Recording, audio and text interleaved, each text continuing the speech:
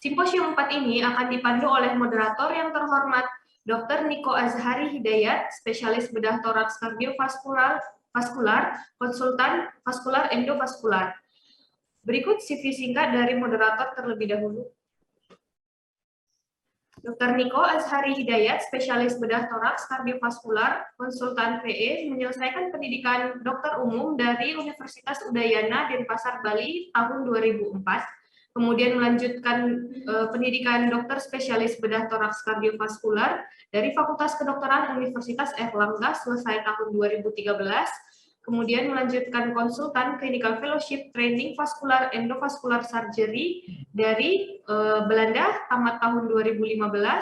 Saat ini beliau bekerja sebagai dokter bedah toraks kardiovaskular di Rumah Sakit Universitas Erlangga Surabaya. Baiklah, untuk mempersingkat waktu kepada Dr. Niko Azhari Hidayat, waktu dan tempat kami persilahkan.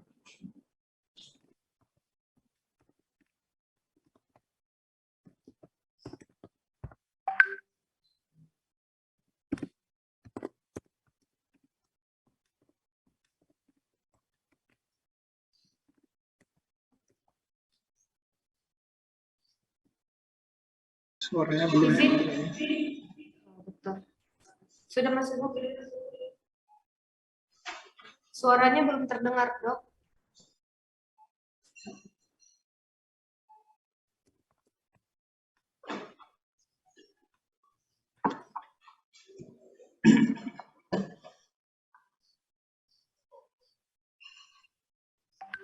Sekarang? Apakah sudah terdengar sekarang suara? Sudah terdengar, Dokter. Oke, baik. Assalamualaikum warahmatullahi wabarakatuh.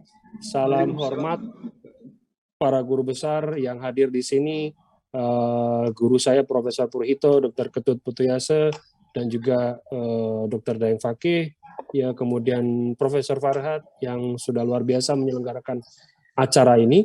Jadi pada simposium vaskuler ini hari ini akan ada dua pembicara, yang pertama adalah Dr. Setiadi Derajat, ya, yang bicara tentang aspek vaskuler di penanganan impotensi, ya, kesuburan. Saya rasa ini hal yang sangat futuristis gitu, ya, supaya kita nanti bisa mendengarkan apa yang menjadi keunggulan dari prosedur ini.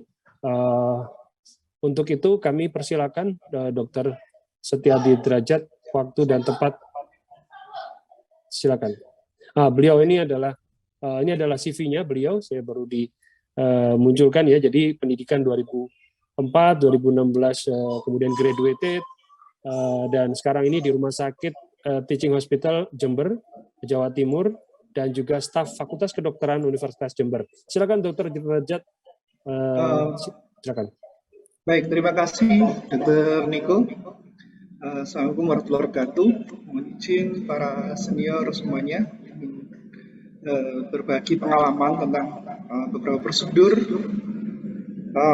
penyakit pembuluh darah, terutama pada potensi, ya. Baik, mohon izin saya slide share.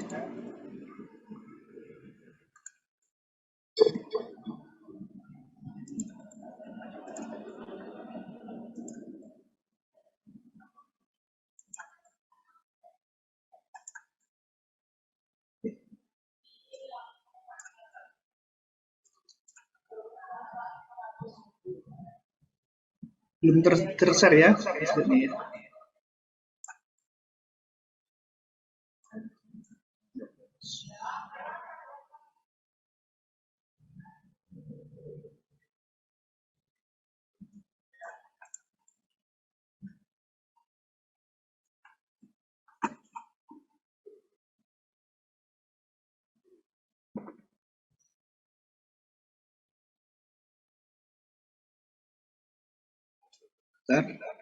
Gangguan sedikit.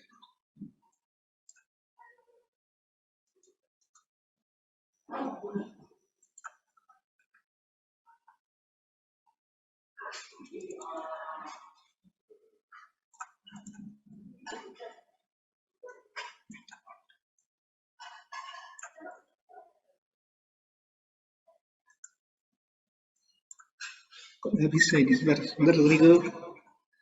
Baik, Dokter Derajat, Iya, tidak masalah. ya. Ya, sambil diproses. Ya, ini ilmu yang luar biasa. Jadi intervensi vaskular pada penyakit impotensi. Jadi ini merupakan kebaruan yang memang menjadi keunggulan ya untuk Dokter Derajat. Nampaknya sudah bisa di Sudah. mungkin bisa di slideshow kan? Mungkin silakan Dokter Derajat. Oh, mungkin di re-share. Kalau Dokter Derajat menggunakan dua device, barangkali mungkin satunya di off kan audionya. Nah, udah, sip. Oke, Dokter Derajat, sip. Silakan.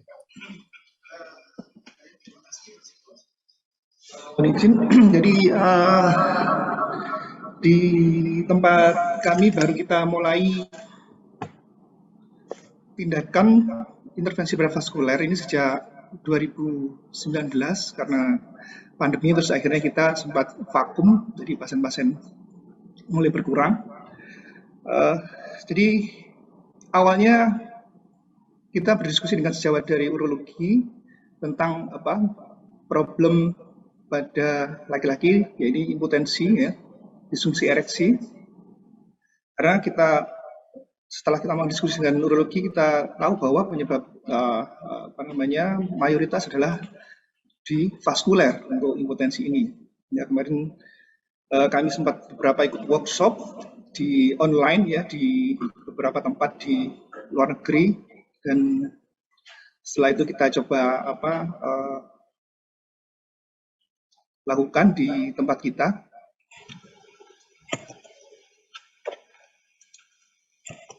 Baik, mungkin kita sedikit belajar tentang definisi dari disfungsi ereksi, yaitu suatu ketidakmampuan untuk mencapai dan atau mempertahankan ereksi yang cukup untuk kinerja seksual yang memuaskan, yang menurut National Institute of Health ini menetap dalam kurun waktu 3 bulan. Seperti kita ketahui, perjalanan dari vitalitas seorang laki-laki ya, di sini dari kurun waktu tertentu, bahwa performance ereksi pada laki-laki usia 18 sampai 29 tahun itu kuat ya di sini ya, beberapa literatur mengatakan seperti itu. Kemudian setelah mulai 30 tahun sampai 39 tahun itu rata-rata ini ada jadi nanti ada penilaian dari namanya International Erection Index nilainya. Kemudian pada umur 40 tahun ini sudah mulai menurun, dan sampai umur 50 tahun bisa terjadi disfungsi ereksi ya. Kemudian seberapa sering ini gangguan ereksi ini, di beberapa sumber yang saya kutip, yaitu di Australia ini kurang lebih 1 juta orang ini menderita disfungsi ereksi, di mana 1 dari 5 laki-laki umur 40 tahun ini mengalami disfungsi ereksi. Kemudian di Singapura ya, di negara kita ini ada tulisan dari erectile dysfunction di Singapura bahwa dari 729 orang itu 51,3% itu mengalami ereksi, mulai mild sampai severe. Memang mayoritas masih mild ya. Dan menurut umur 30 sampai 40 tahun itu cukup tinggi, jadi prevalensinya antara 42 sampai 47%. Memang di atas 50 tahun lebih tinggi lagi. Kemudian dari ras nih di Singapura kemarin itu, bahwa di sini ternyata yang paling tinggi prevalensinya dari ras dari India ya. Kemudian Melayu, Cina, dan lain-lain.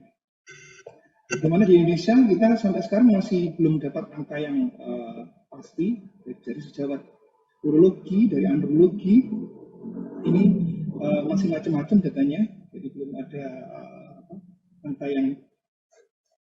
yang valid ya tentang epidemiologi disfungsi ereksi di Indonesia. Di sini impotensi sangat terkait dengan penyakit kardiovaskuler, di mana disfungsi ereksi merupakan faktor risiko independen untuk terjadinya penyakit kardiovaskuler di masa depan, yang bisa menjadi penanda yang cukup kuat untuk kejadian penyakit kardiovaskuler. Biasanya dia sejak kejadian DE sampai terjadinya penyakit jantung koroner dan kardiovaskular dan yang lain itu terjadi antara 2 sampai 5 tahun.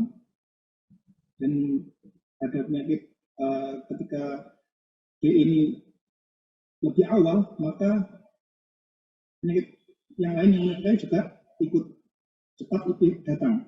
Kemudian ini kita lihat bahwa dari relatif risk faktor pada pasien dengan yang lebih muda ya, ini luar biasa tingginya untuk terjadinya coronary artery disease ini sampai 52 ya, relatif risknya ini. Kemudian kita lihat dari gejala disfungsi ereksi ini, maka 2-3 tahun ke depan, maka dia akan berkembang jadi cardiovascular event ya, heart attack ya. Kemudian di sini juga kita lihat analogi dari arteri di penile arteri dan juga koroner, di mana koroner arteri ini diameternya kurang lebih 3 sampai 4 mili.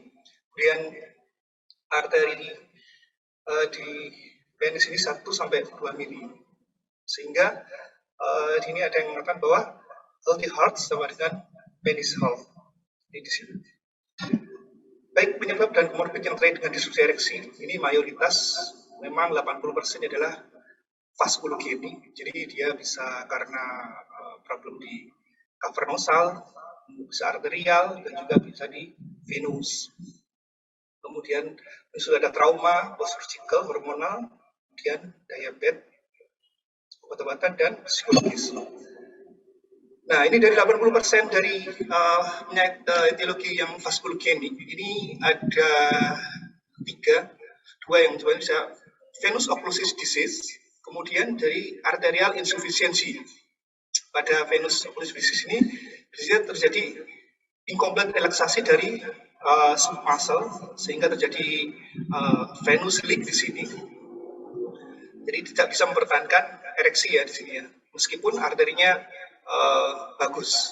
Sedangkan pada arterial insufficiency ini terjadi penurunan arteri atau compromise arterial flow aliran yang disebabkan karena angiopati, ada sklerosis, kemudian trauma, kemudian gangguan dari relaksasi dari musculus cavernosus. Ya. Nah, pada pasien DM ini memang preferensinya lebih besar daripada yang DM karena kita ketahui bersama bahwa pada pasien diabetes ini selain terjadi vaskulopati juga terjadi neuropati sehingga akan memperberat disfungsi ereksi. Baik dari beberapa risk faktor yang kita dapatkan, diabetes, hipertensi, dislipidemi, dan juga merokok ini yang cuma oxidative stress yang menyebabkan endothelial injury ini yang sering memicu terjadinya disfungsi ereksi. Kalau kita lihat secara anatomi bahwa aliran darah di penis ini mendapatkan aliran darah secara bilateral, mulai dari iliac interna, kemudian masuk ke pudenda interna, kemudian ke common penis ya kanan kiri, kemudian baru masuk ke arteri dorsalis penis. Baik, kemudian tentang drainase vena pada penis ini ada dua sistem, yaitu bisa deep dorsal dan juga cavernosal vein. Pada deep dorsal vein dia akan bermuara ke vena plexus prostaticus, sedangkan pada cavernous vein ini bermuara ke pudendal vein. Nah ini nanti kita bahas di belakang patofisiologi atau patogenesis dari penyakit vena. Baik, ereksi ini melibatkan sistem saraf yang baik, arteri yang bagus, dan juga vena yang kompeten untuk bisa terjadi ereksi. Jadi dari 3 komponen itu semuanya harus ada. Salah satu ada problem, maka kita tidak mendapatkan fungsi ereksi yang baik. Baik, dari ada beberapa fase ini di ereksi ini ya. Ada 5 fase atau 7 fase, di beberapa sumber lain ada 7 fase, yang dimana dari semua fase itu, mulai dari flaccid fase, latent fase, tumescent fase, full erection fase, rigid erection fase dan detumescent fase, semuanya ini murni dipengaruhi oleh vaskuler, yang melibatkan vaskuler. Jadi memang benar-benar proses ereksi ini adalah proses vaskuler. Baik, ini adalah gambaran grafik tentang aliran dari arteri pudenda dan juga tekanan dari intrakorporel. Jadi kapan itu flow dari arteri pudenda itu bisa masuk ke ke korpus? Nah, ketika pressure-nya turun. Nah, kapan pressure turun? Nah, ketika fungsi vena dan juga tidak fungsi jaringan di penis itu bagus. Jadi ketika tidak ada jaringan fibrotik di penis, kemudian tidak ada venous link, maka aliran pudenda interna ini baik. Jadi ada di fase laten ya, ini sampai fase tumescent, ini pengisian maksimal dari arteri pudenda interna. Kemudian di fase 4, nah ini di fase 4 ini tekanan di intrakorporal itu ada di puncaknya sampai bahkan melebihi sistemik. Nah, di sini yang diharapkan. Ya, artinya apa? Artinya bahwa ada fungsi bagus selain jaringan corpus cavernosum dan juga sistem vena dari penis. Nah, ini untuk yang berfungsi untuk maintenance dari ereksi ya di sini paling berperan. Kemudian untuk vasculogenic erectile dysfunction ini kita bisa ada 3 komponen, yaitu arterial, venous, dan sinusoid. Nah, arterial insufficiency ini biasanya terjadi karena makro atau mikroangiopati ataupun trauma. Dan mikroangiopati ini kita jelas pasien-pasien pada diabetik dan juga pasien-pasien dengan hipertensi degeneratif ya. Ini akan memicu terjadinya angiopati. Kemudian trauma. Sedangkan pada gangguan venus ini biasanya terjadi karena problem di sistem korporal. Jadi dia venunya tidak bisa menutup dengan baik, sehingga bisa leakage dan darah yang masuk ke dalam corpus cavernosum cepat sekali balik ke sistem vena, jadi kendor lagi bahasa ini. Kemudian dari sinusoid, nah ini beberapa smooth muscle dari corpus cavernosum itu sering jadi fibrosis, misalnya pada penyakit Peyronie disease dan juga karena trauma itu bisa menyebabkan fibrosis. Yang ini akan mengganggu dari flow dari arteri dan juga vena. Beberapa mekanisme dari disfungsi ereksi ini dari struktur-struktur yang mempengaruhi yang tadi sempat kita bahas di depan, yaitu pada corpus cavernosum arteri ini biasanya terjadi resistensi yang meningkat karena penyempitan dari pembuluh darah. Nah, ini smooth muscle tadi karena fibrosis ya, kemudian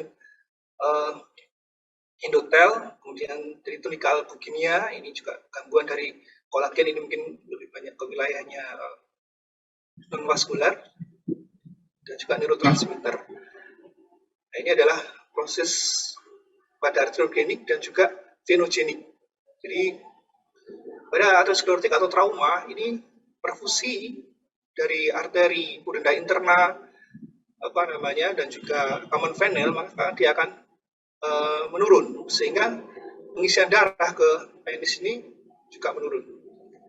Sedangkan pada gangguan vena ini biasanya problem lebih banyak di ini ya, di beberapa dari tunica leukemia, kemudian dari fibroelastis komponen, dan juga dari sistem yang insufisien di smooth muscle, di otot polos yang ada di corpus cavernosum.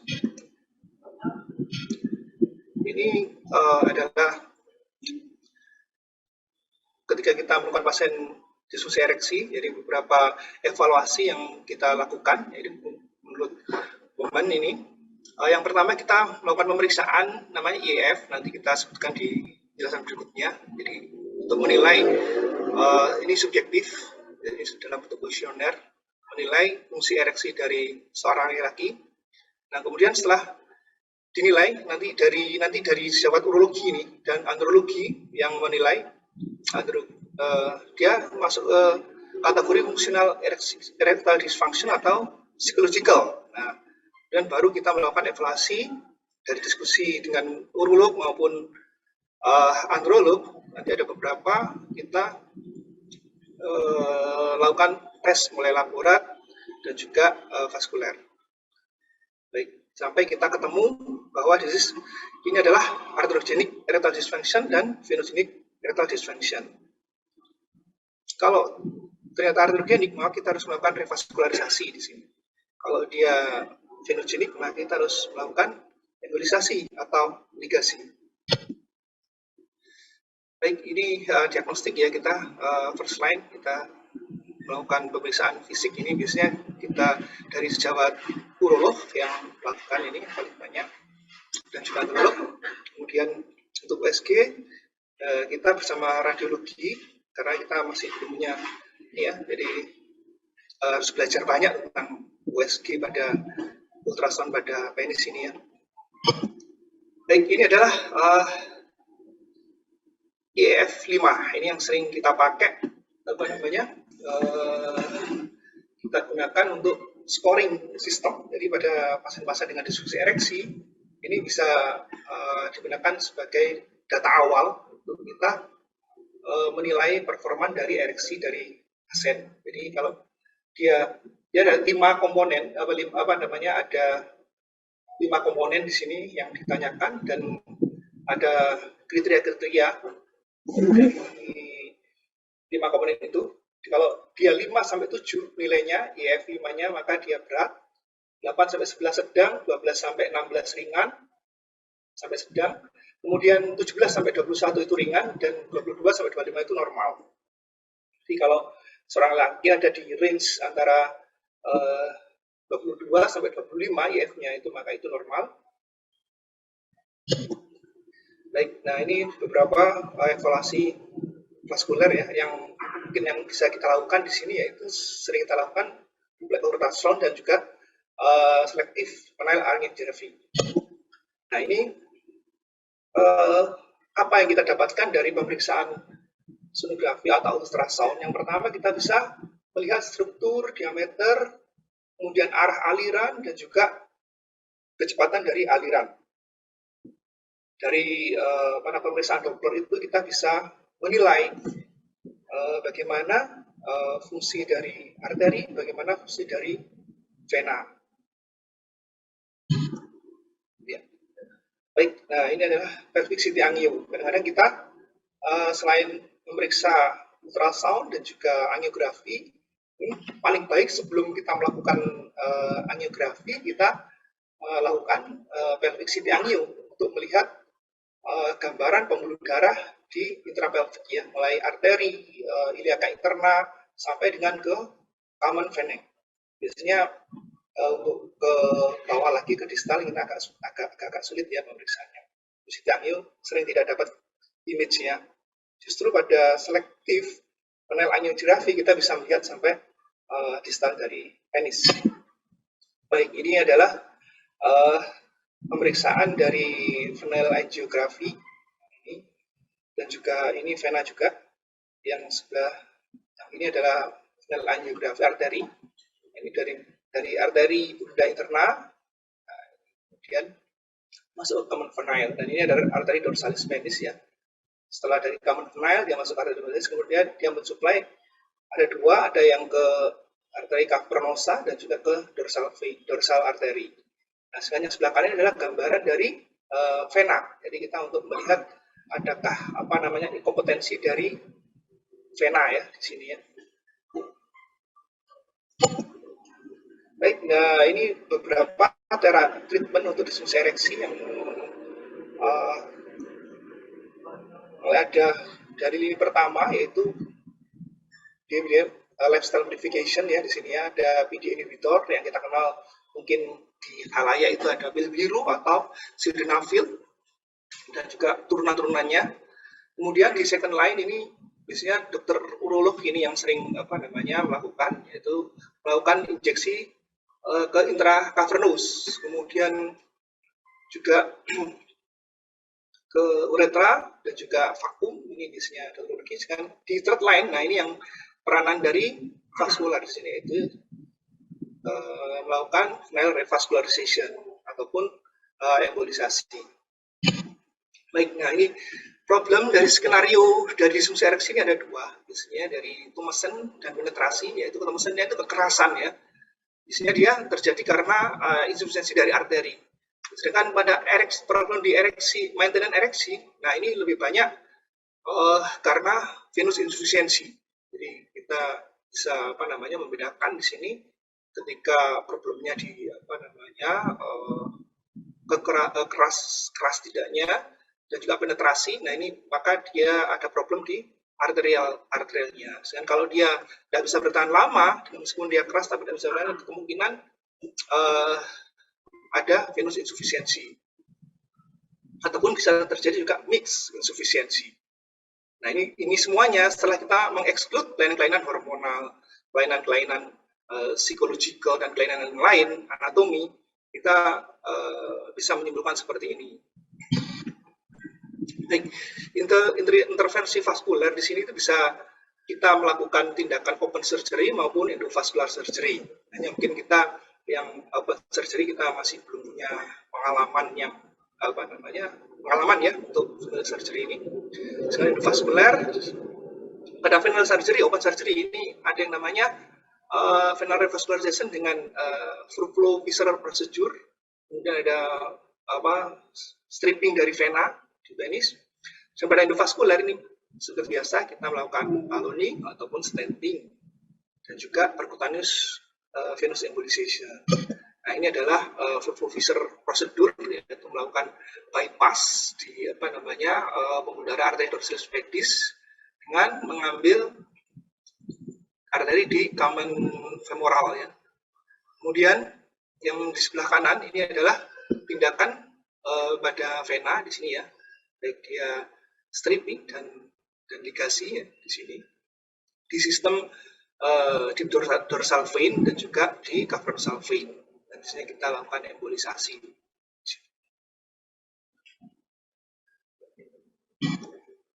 Baik, nah ini intervensi endovaskuler ini pada vena, arteri, trauma dan juga rehabilitasem. Nah, ini yang baru kita lakukan saat ini baru arteri dan juga embolisasi vena. Baik, ini alat-alat yang sering kita gunakan. Ya, biasanya kita pakai balon. Kalau kita di di arteri perdana interna, kita sering sebaiknya menggunakan balon yang ini ya, drug coating balon ya, karena mudah sekali recoil gitu ya pada apalagi bubarnya kecil sekali 1-2 mili. Jadi yang sering kita pakai itu balon 2 mili. Dan kita bisa menggunakan balon yang cukup panjang. Jadi karena kalau kita menggunakan balon yang pendek itu sering terjadi mudah terjadi stenosis ya, ataupun kadang injury. Jadi sekalian kita pakai yang panjang, misalnya yang panjang balonnya kira-kira 3-4 cm. Jadi seluruh arteri pudendal interna sampai muara ke common vein itu bisa kita dilatasi dengan baik. Nanti kita kalau memang terjadi recoil pada arteri pudendal interna, biasanya kita lakukan tambahi stent, tentunya di tempat-tempat yang resistensinya tinggi. Baik, ini adalah intervensi pada pasien disfungsi ereksi dengan skor IF 5 itu kurang dari 21 poin, itu dengan hasil Doppler itu seperti ini ya, terjadi insufisiensi, venous leakage atau spasm patologi. Nah untuk arteri ya kita biasanya first line masih tetap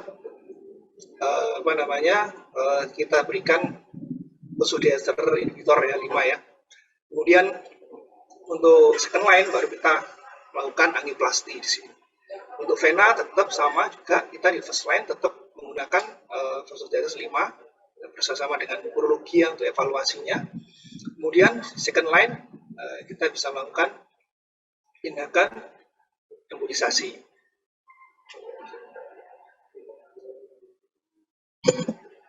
Ya, ini adalah area-area dari mapping dari pelvic angiografi di arteri pudenda interna yang bisa kita lakukan tindakan intervensi. Jadi, paling banyak itu memang di distal pudenda interna, kemudian di common venile. Jadi di zona 4A, 54B dan 5A. Ini adalah zona-zona kritis dari pasien-pasien dengan disfungsi ereksi. Rata-rata problemnya ada di sini.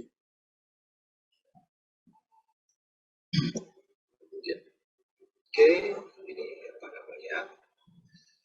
struktur dari resistensi dari arteri pudenda interna, sehingga memang kejadiannya paling banyak di sini. Nah, ini adalah zona-zona pembagian zona dari pembuluran di pelvic ya.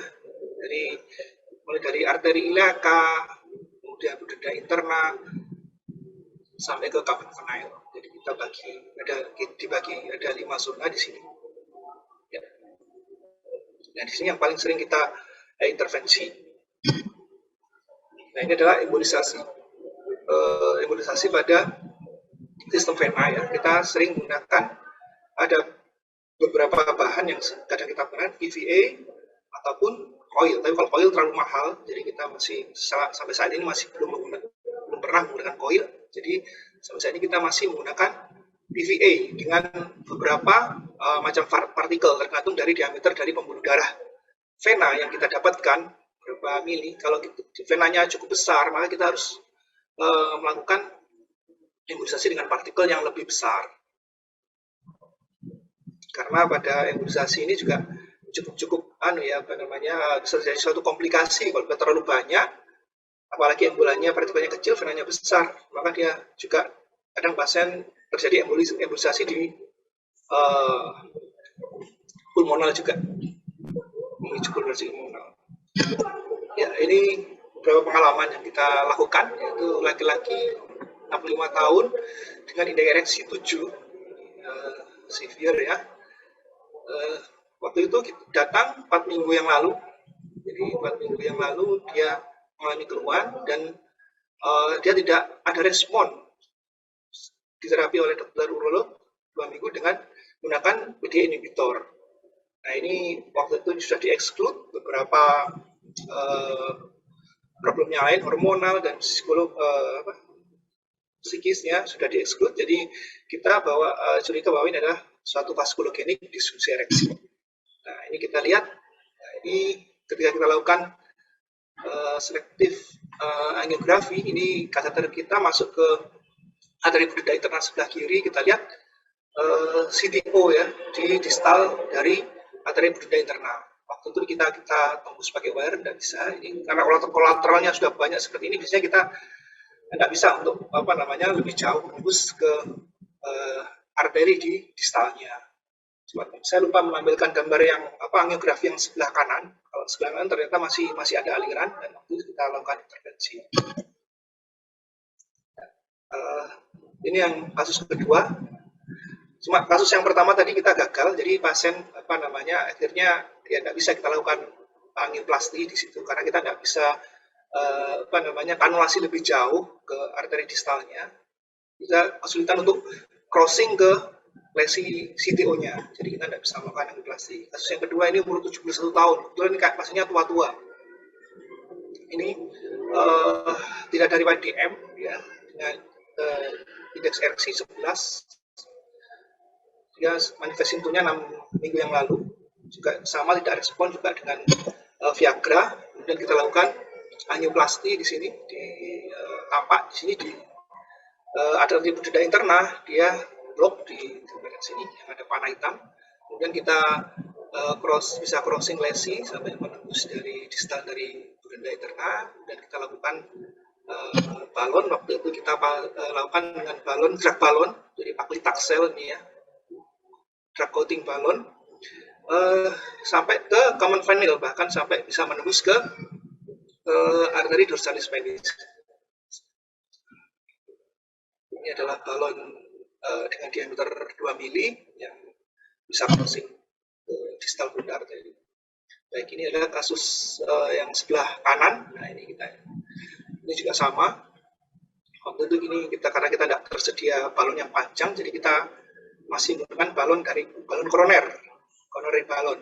Jadi kita balon koroner yang 2 mili kita gunakan untuk dilatasi dari arteri pudendal interna. Nah, ini pasca balon memang ada recoil di distalnya, jadi ini indikasi yang kuat untuk kita pasang stand. Tentunya stand di sini ya harus ini ya des ya.